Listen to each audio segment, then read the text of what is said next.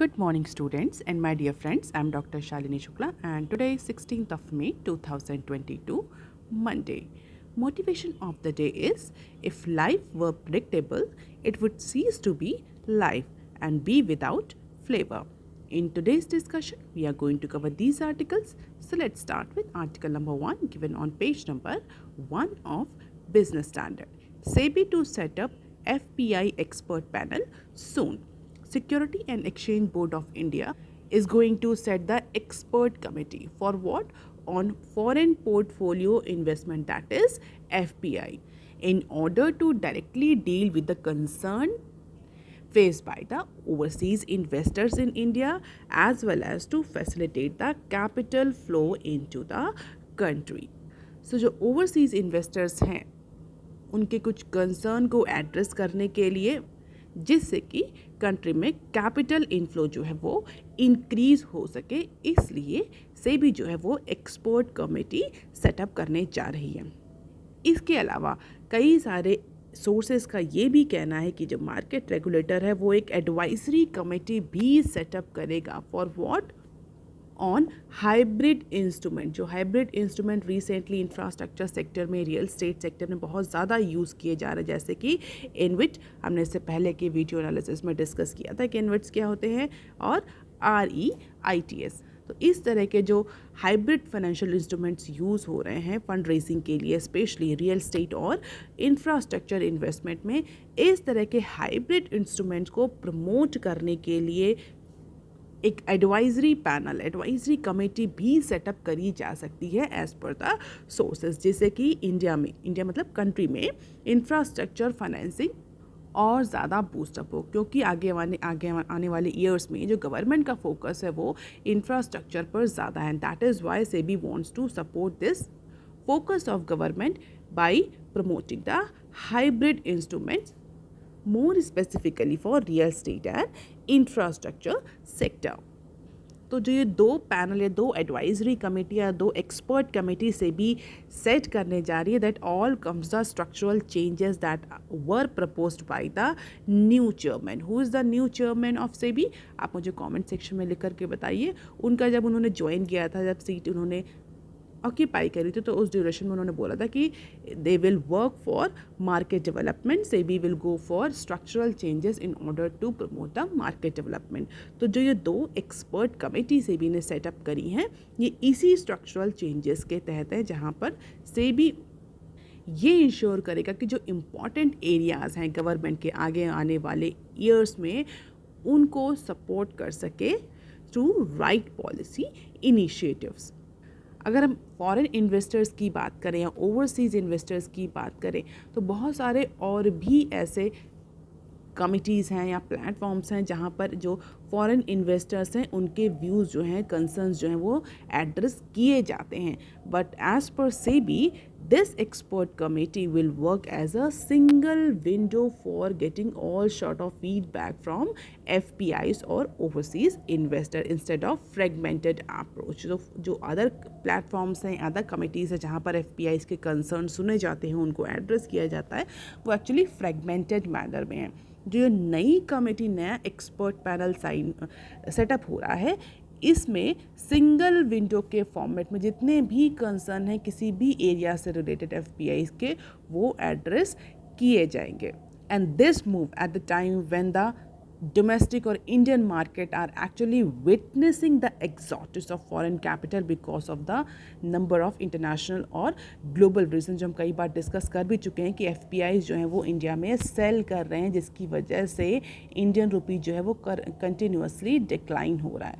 क्यों सेल कर रहे हैं? अगर आप रेगुलरली फॉलो कर रहे हैं मेरा न्यूज़ एनालिसिस, तो आपको पता होगा कि US फेडरल रिजर्व की वजह से, क्योंकि वो जनरली पॉलिसी टाइटनिंग में जा रहे हैं इस ड्यूरेशन में, तो उसकी वजह से इंडिया में जो, और इंडिया ही नहीं, जितने भी अदर इमर्जिंग इकोनॉमीज़ है, वहाँ से जो ओवरसीज़ इन्वेस्टर्स हैं, they are actually selling their investment.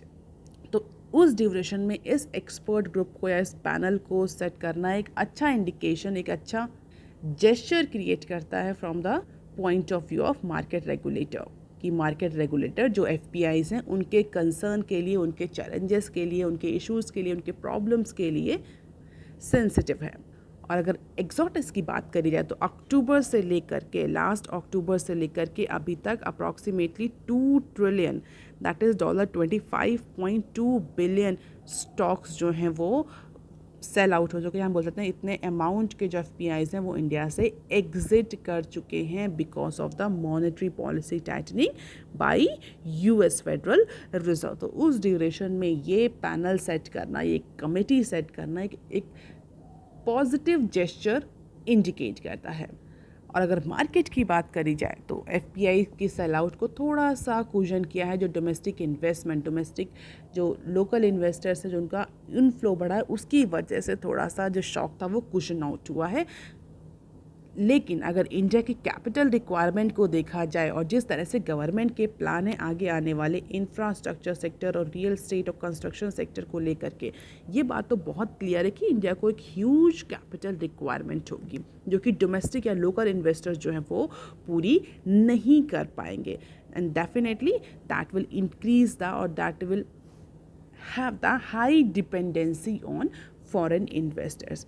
इसीलिए जो एफपीआईज को लेकर के एक्सपर्ट पैनल सेटअप किया गया है कि ये एक्सपर्ट पैनल जितने भी चैलेंजेस हैं, इश्यूज हैं, उनको फास्ट ट्रैक मैनर में एड्रेस करेगा। And the experts at this advisory committee will also help to smoothen the implementation of the key policies. और रिसेंटली कुछ इश्यूज भी एफपीआईज इन्वेस्टर्स जो हैं वो फेस कर रहे हैं because of the change in settlement cycle और जिस तरीके से इंडियन रुपी की वैल्यू गिर रही है।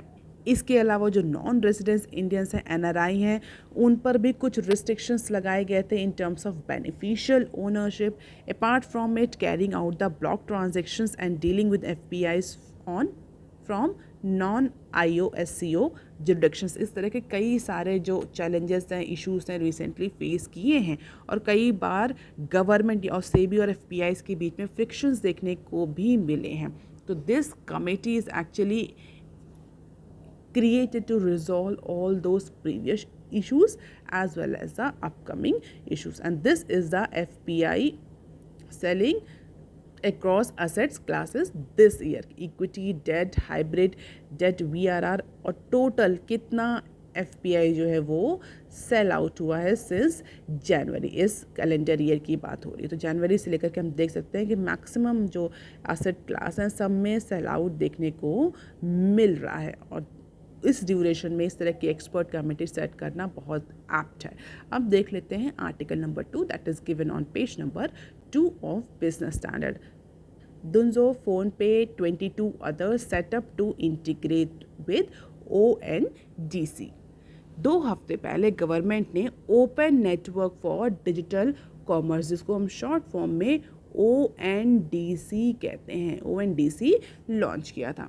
इस न्यूज़ को इंक्लूड करने का सिर्फ एक ही रीज़न था कि हाँ हम ONDC के बारे में डिस्कस करें। जुलाई 2021 में गवर्नमेंट ने इस पर्टिकुलर इनिशिएटिव का अनाउंसमेंट किया था जिसका बेसिक पर्पस था डिजिटल मोनोपोली को ख़त्म करना, कर्ब करना। ONDC is globally first of its kind initiative that aims to democratize the digital commerce and moving the digital commerce from a platform-centric model to a open network. Same as UPI is to the digital payment domain, ONDC is to e-commerce in India.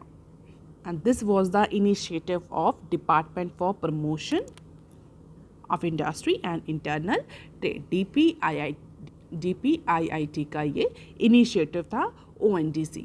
तो सीधा सीधा purpose इसका है promoting open network, develop and open source methodology using the open specification and open network protocol independent of any specific platform, and it is expected to digitize the entire value chain, standardize the operation, promotes the inclusion of suppliers, drive efficiencies in logistics and enhance the value for customer।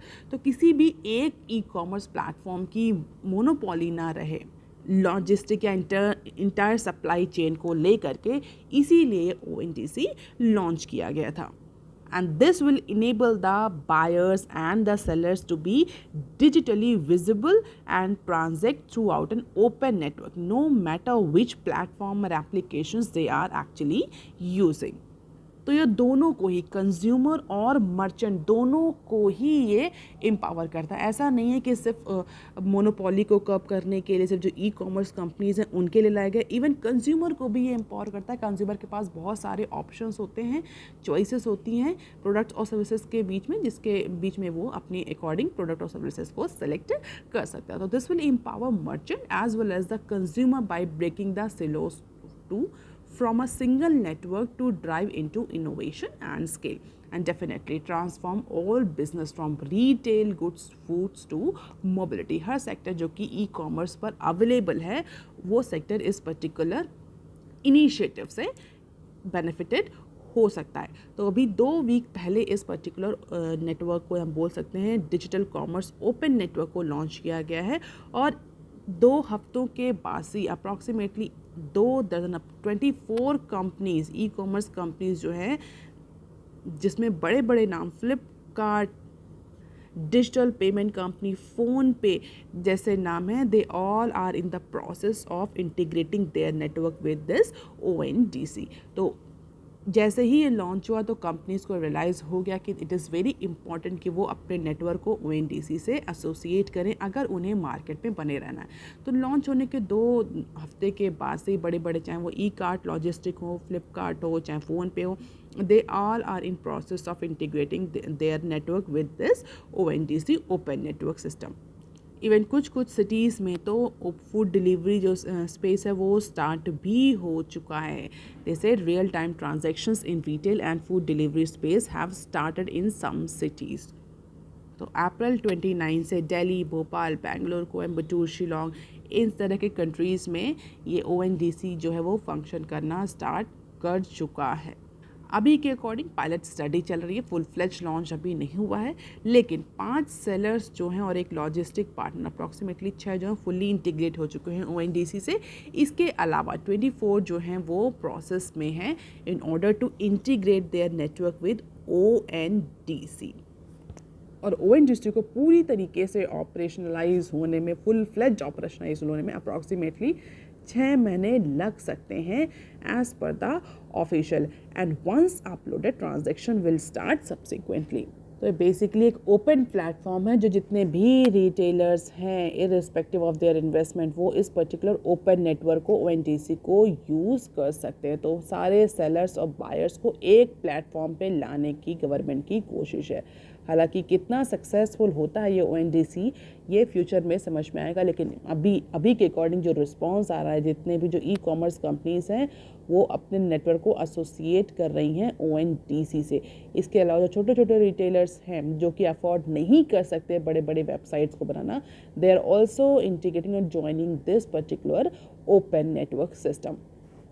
And this is the status report. IT policy and platform to be developed in upcoming 2 to 3 months.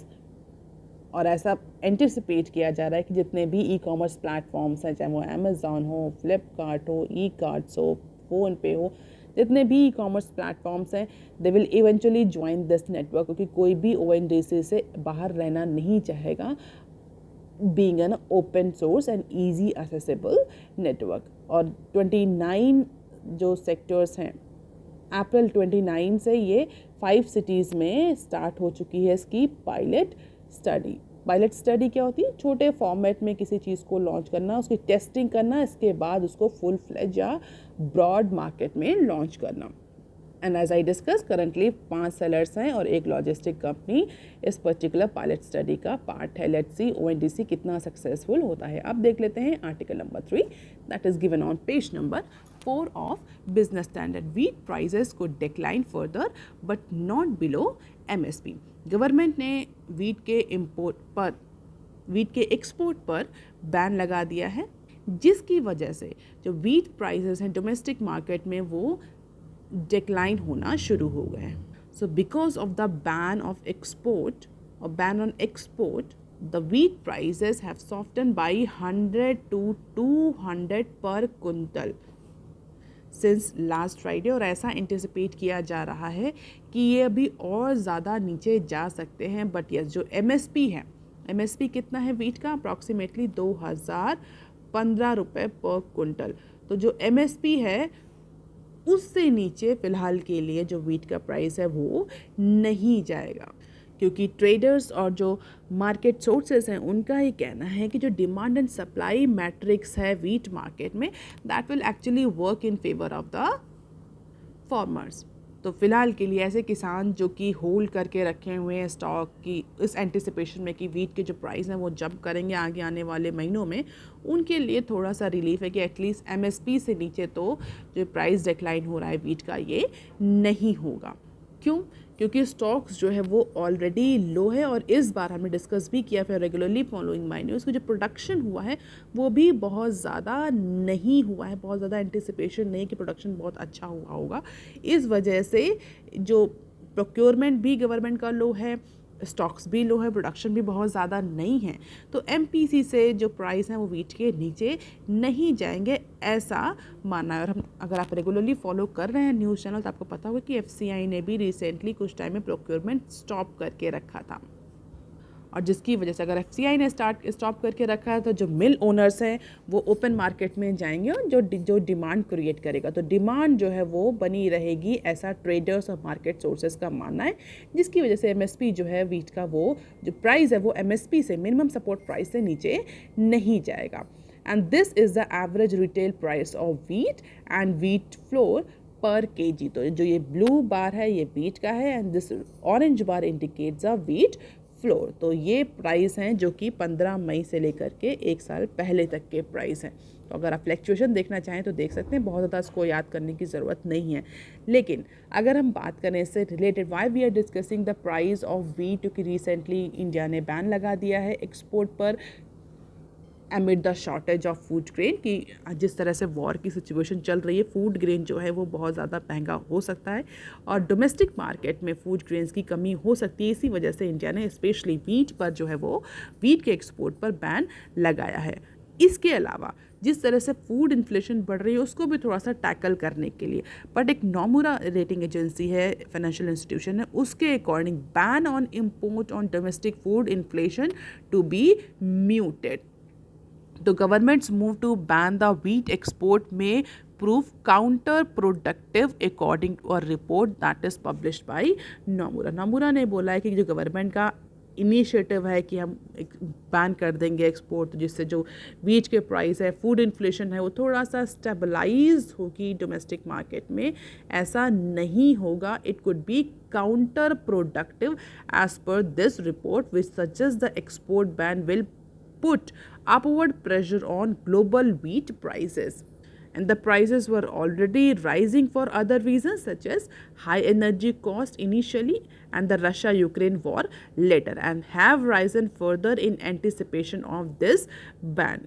तो जैसा कि हमारे जो traders और market sources ने अभी anticipate किया कि एमएसपी से नीचे प्राइस नहीं जाएगा वीट का, क्योंकि वीट का जो प्रोडक्शन है वो बहुत ज़्यादा नहीं हुआ, बम्पर क्रॉप नहीं हुई है। इसके अलावा जो एफसीआई का प्रोक्योरमेंट है वो भी बहुत अच्छा नहीं है, स्टॉक्स जो हैं वो ऑलरेडी लो हैं। इन सब की वजह से जो मिल ओनर्स हैं they will go for open market, और ओपन मार्केट में अच्छी खासी डिमांड रहेगी वीट की, जिसकी वजह से जो प्राइसेस हैं बहुत ज़्यादा डाउन नहीं होंगे। यही नोमुरा ने रिपोर्ट में भी पब्लिश किया है कि ऑलरेडी अगर वीट के प्राइसेस को देखा जाए तो क्रूड ऑयल की वजह से, रशिया यूक्रेन प्राइसेस की वजह से ऑलरेडी ये प्राइसेस जो हैं वो बहुत ज़्यादा बढ़ रहे हैं इंटरनेशनल मार्केट में। अगर इंडिया बैन करता है एक्सपोर्ट को तो इंडिया के डोमेस्टिक मार्केट पर इस बैन का बहुत ज़्यादा इम्पैक्ट फूड इन्फ्लेशन पर देखने को नहीं मिलेगा, जिसके लिए इंडिया बहुत ज़्यादा कॉशियस है। अगर इन्फ्लेशन की बात करें तो 7.8% तक सीपीआई पहुंच चुका है हमारी जो हेडलाइन इन्फ्लेशन है वो 7.8% तक आ चुकी है, और जिसमें सबसे इम्पॉर्टेंट जो रोल प्ले किया that is food and fuel. तो गवर्नमेंट का ये मानना है कि शायद इससे जो वीट की जो प्राइसेस बढ़ रहे हैं वो थोड़ा सा डाउन हो और जो इन्फ्लेशन को कंट्रोल करने में थोड़ा सा हेल्प मिले। बट नोमुरा की रिपोर्ट कुछ और ही कह रही कि इसका बहुत ज़्यादा इम्पैक्ट जो है वो देखने को नहीं मिलेगा।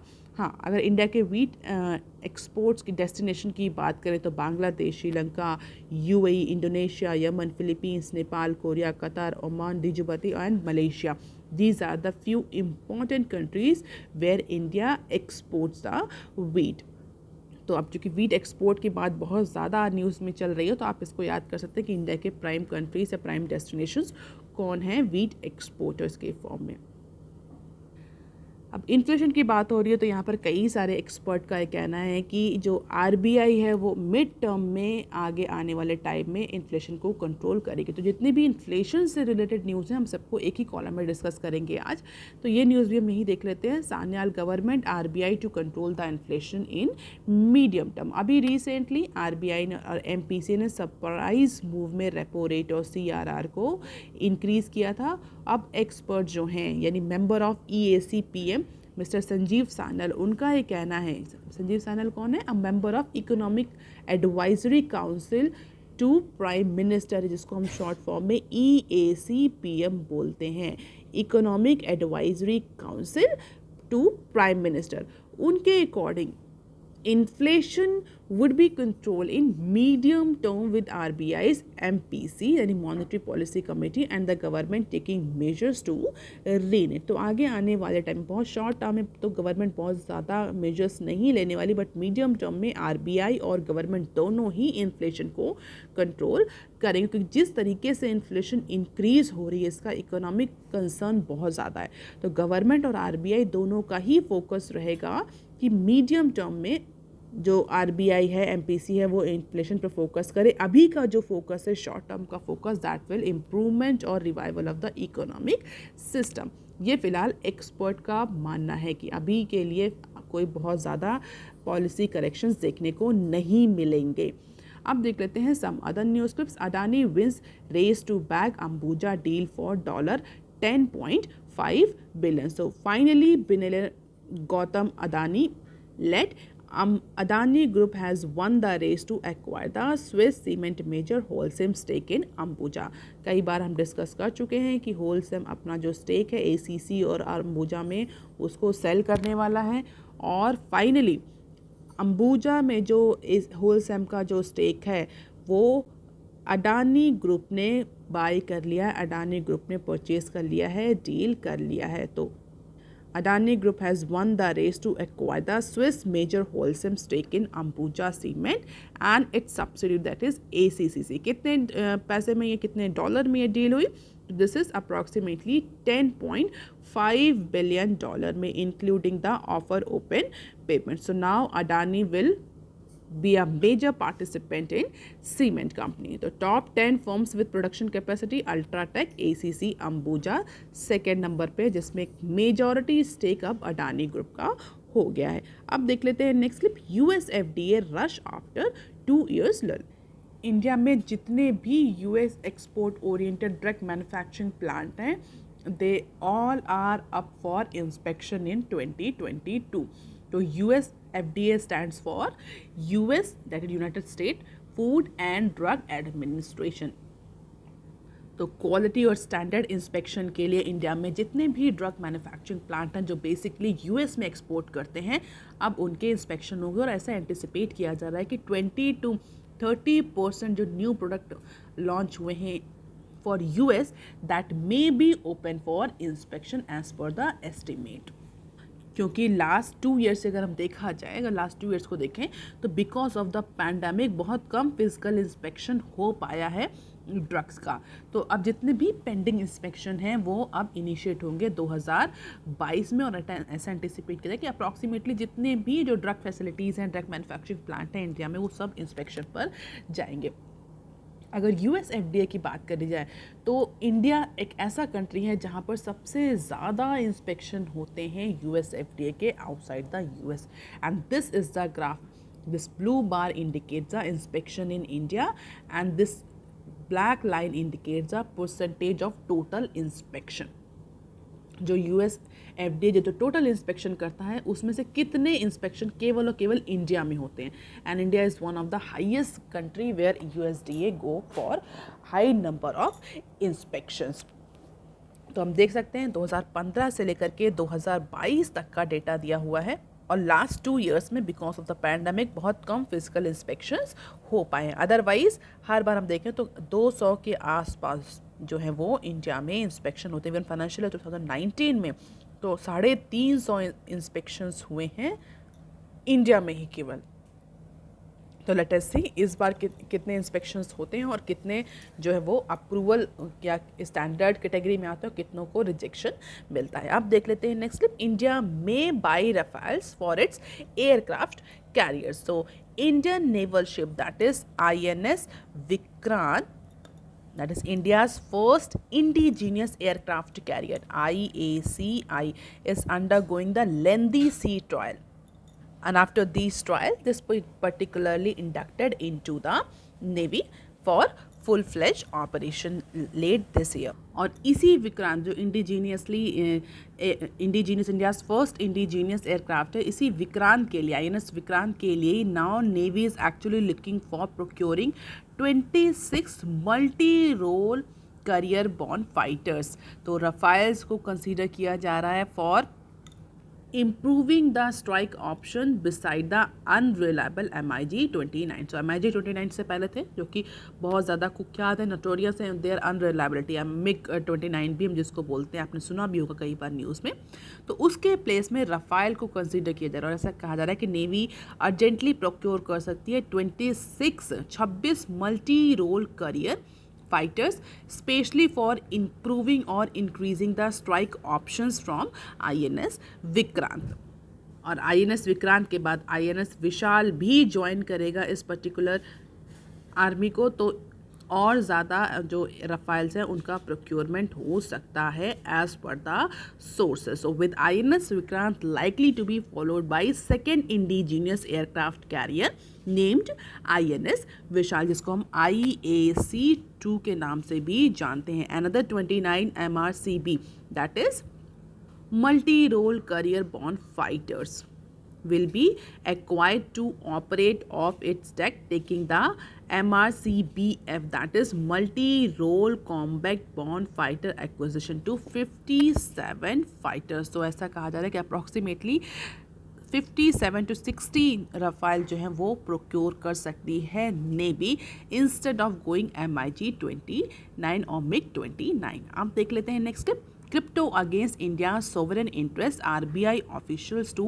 MPs panels। तो क्रिप्टो करेंसी को लेकर के फिर से इश्यूज जनरेट होने लगे हैं। Crypto can lead to dollarisation of the part of the economy which would be against the India's sovereign interest, ऐसा कहा है RBI के टॉप ऑफिशियल्स ने पार्लियामेंट्री पैनल को।